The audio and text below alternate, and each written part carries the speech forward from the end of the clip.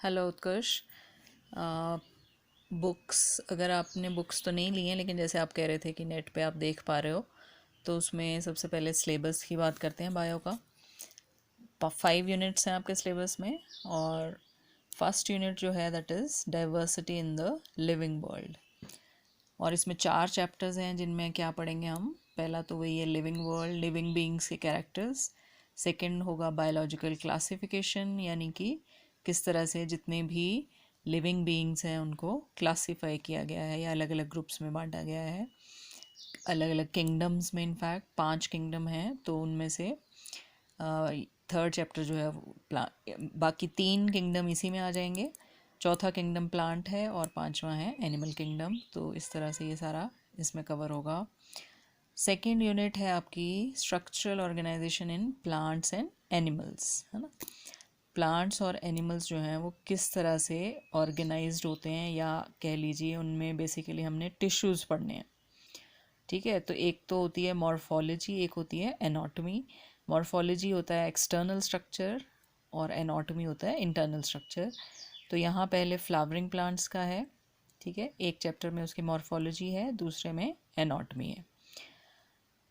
Anatomy में आ जाएंगे tissues, जो इंटरनल स्ट्रक्चर है वो हम यहाँ पढ़ेंगे। और थर्ड चैप्टर जो है that is structural organisation in animals, यानी कि एनिमल टिश्यूज़ के बारे में। थर्ड यूनिट आपकी पूरी सेल के ऊपर है, ठीक है। सेल का स्ट्रक्चर और फंक्शन, इसमें 3 चैप्टर होंगे। तो पहले में जस्ट सेल का ओवरव्यू टाइप रहेगा, या उसकी डिफरेंट ऑर्गेनेलिज के बारे में है यहाँ पर पूरा। सेकेंड चैप्टर में सेल के अंदर कौन कौन से मॉलिक्यूल्स होते हैं, है ना। तो इसमें कार्बोहाइड्रेट्स, प्रोटीन्स, डीएनए, आरएनए, वो सब कुछ आएगा। और नेक्स्ट चैप्टर में होगा cell cycle and cell division, यानी कि माइटोसिस, मियोसिस डिटेल में इसमें रहेगा। देन फोर्थ यूनिट और फिफ्थ यूनिट जो है वो आपकी है फिजियोलॉजी। फिजियोलॉजी का मतलब होता है फंक्शनिंग, ठीक है, या डिफरेंट फंक्शंस। तो जैसे प्लांट बॉडी के अंदर कौन कौन से फंक्शंस होते हैं उनके बारे में है, उसी तरह ह्यूमन बॉडी के अंदर, हमारी बॉडी के अंदर कौन कौन से फंक्शंस होते हैं तो उनके बारे में है। सो प्लांट फिजियोलॉजी में आपके 5 चैप्टर रहेंगे, जिसमें कि प्लांट्स में ट्रांसपोर्ट कैसे होता है वाटर का या फूड का, उसके बारे में है। नेक्स्ट चैप्टर में है मिनरल न्यूट्रिशन, प्लांट्स अपने कहाँ से न्यूट्रिशन लेते हैं। थर्ड जो है वो फोटोसिंथेसिस के ऊपर है। फोर्थ रेस्पिरेशन के बारे में है। और लास्ट वाला जो है वो growth and development. This is all related to plants.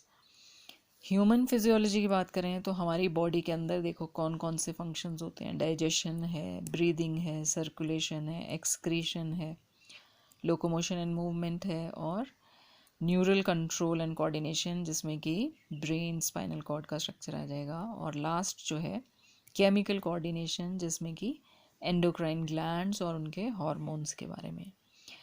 तो ये सारे फंक्शन ह्यूमन बॉडी में होते हैं। तो यहाँ मोस्टली कवर किए हैं उन्होंने, सिर्फ रिप्रोडक्शन नहीं है जो कि +2 में जाकर आप पढ़ते हो। So these are the 5 units and will start with the first unit. तो फर्स्ट यूनिट में सबसे पहले तो सीधे ही किसी चैप्टर से शुरू करने से पहले एक थोड़ा सा हम ओवरव्यू देते हैं +1 के बच्चों को। वो ये है कि सबसे पहले तो जैसे बायोलॉजी, आपने इसमें बायो में कैसे याद रखनी है डिफरेंट टर्म्स जो हैं, ठीक है। उसके लिए आप देखना कि कोई भी टर्म जो होगी ना, उसको तोड़ तोड़ के उसके जैसे 2 हिस्सों में अगर आप करो, जैसे बायो, इसमें है बायो मीन्स लाइफ, है ना, एंड लॉजी मीन्स स्टडी। कहीं पे भी देखना आप लॉजी वर्ड आएगा तो उसका मतलब होता है स्टडी। तो स्टडी ऑफ लाइफ या study of living beings, that is called biology, ठीक है। और लाइफ फॉर्म्स की जब हम बात करते हैं तो मेनली हमारे आसपास कौन सी लाइफ फॉर्म्स हमें दिखती हैं, प्लांट्स और एनिमल्स, ठीक है। तो एनिमल्स की स्टडी को क्या बोलते हैं, study of animals is called zoology, है ना।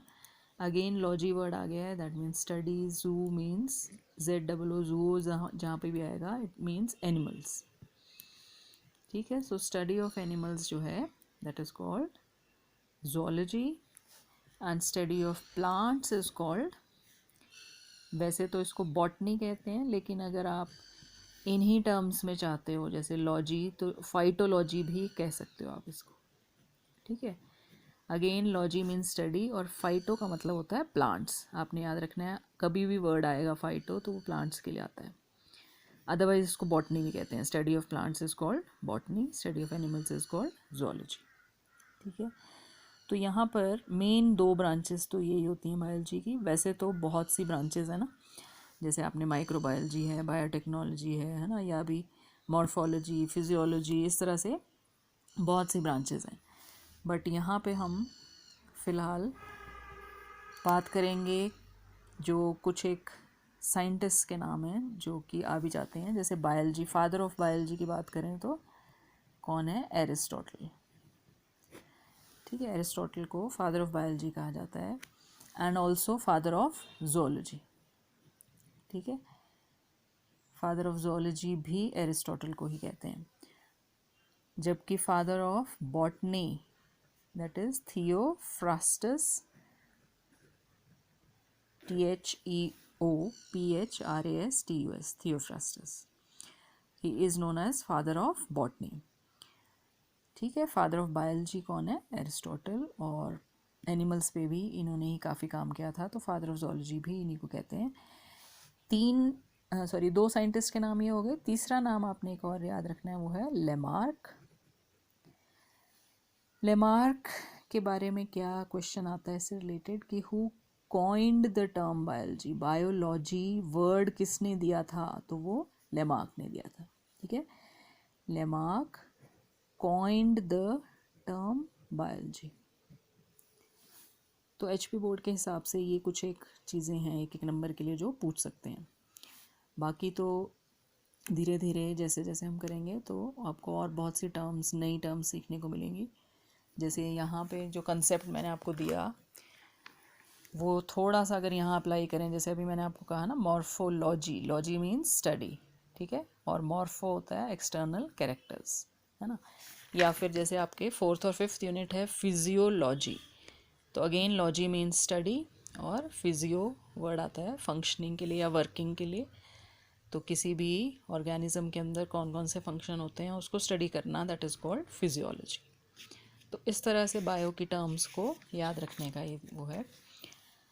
बाकी हम कल फर्स्ट चैप्टर शुरू कर देंगे अपना, दैट इज़ लिविंग वर्ल्ड। ये सिंपल है, कोई ज़्यादा इसमें मुश्किल चीज़ें नहीं हैं।